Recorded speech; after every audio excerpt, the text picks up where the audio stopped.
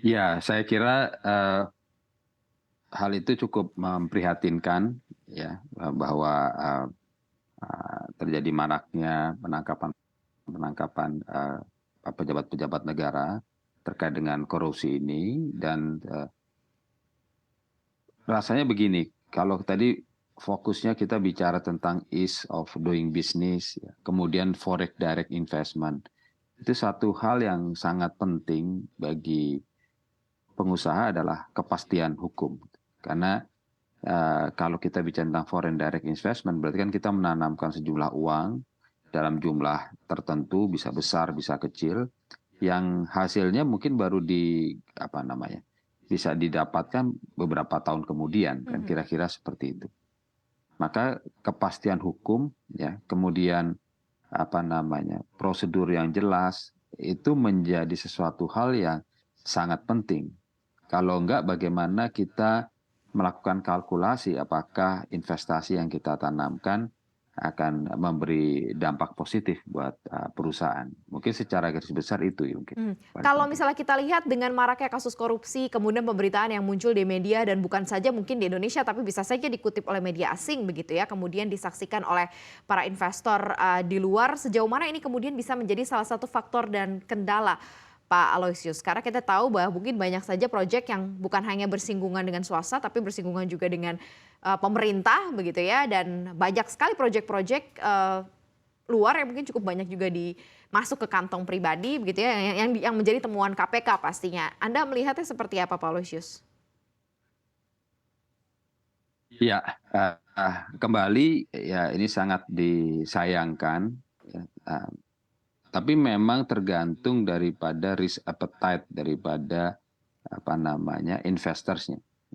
Tapi kembali tadi sudah yang saya sampaikan, kalau kita melihat bahwasannya investasi yang kita tanamkan itu clear di depannya, ya kira-kira akan seperti apa, aturannya menjadi jelas, kemudian semua pengeluarannya juga menjadi jelas, kita bisa kalkulasi dengan lebih baik dan seterusnya, sehingga kita bisa memperhitungkan benefit yang kita dapatkan akan seperti apa. Tentu itu akan membuat investasi menjadi lebih lebih tertarik ya Mhm, untuk join di dalam investasi di suatu negara.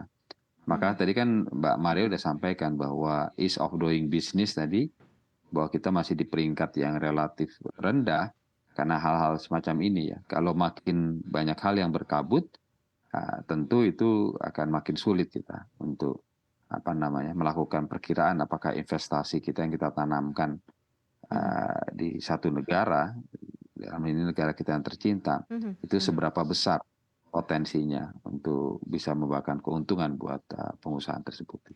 Pak Aloysius, kalau Anda dari sisi pengusaha, seperti apa sih melihat iklim investasi di Indonesia ini begitu ya? Apakah, kalau Anda ingin misalnya melakukan, join kerjasama dengan investor asing, kemudian untuk menarik mereka untuk investasi di sini, seperti apa sih di tahun 2023 ini?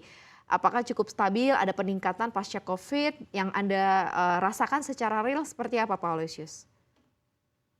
Ya, saya kira sih animonya sangat besar ya. Berbagai macam kajian dan mengatakan bahwa potensi dari negara kita itu sangat besar dan sangat baik, bahkan mungkin kita bisa jadi 10 besar GDP dan seterusnya. Jadi kembali bicara tentang potensi ketertarikan itu sangat sangat baik gitu. Nah, tinggal bagaimana tadi kita melakukan penataan-penataan terhadap semua hal.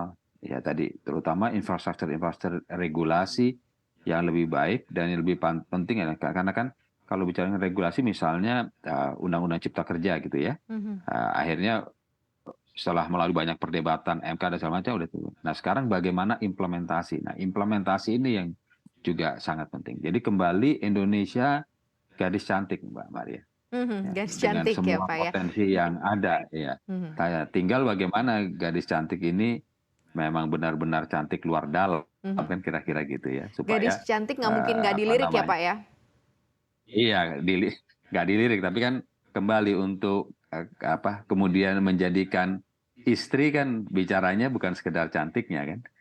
Ada banyak hal yang kemudian harus didalami, dilihat dan dikaji gitu untuk mengatakan ya ini gadis cantik ini memang istri gue lah kira-kira seperti itu. Baik Pak, ini sebuah analogi yang menarik begitu ya. Jadi si gadis cantik ini, si Indonesia ini karena memang cukup menawarkan banyak dan punya banyak hal sebenarnya sangat diminati dan sangat dilirik. Tapi kalau Anda bilang tadi animonya cukup besar, ada cukup pengurangan atau tidak sih karena memang maraknya kasus korupsi kemudian ada banyak yang cancel. Dan seperti apa sebenarnya Anda dari sisi pengusaha harapannya kepada pemerintah yang sekarang atau mungkin next pemerintahan begitu untuk lebih membereskan hal-hal yang kemudian mengganggu arus investasi kita nih Pak Aloysius? Ya, saya kebetulan belum melihat, gini, tidak punya data-data yang memberikan koneksi secara langsung ya. Karena kan temuan-temuan pejabat yang korupsi ini kan mungkin belakangan ini baru marak muncul ke permukaan ya. Jadi belum secara directly kemudian langsung terlihat. Tetapi kembali bahwa kemudian ini membuat orang menjadi lebih wait and see dan seterusnya.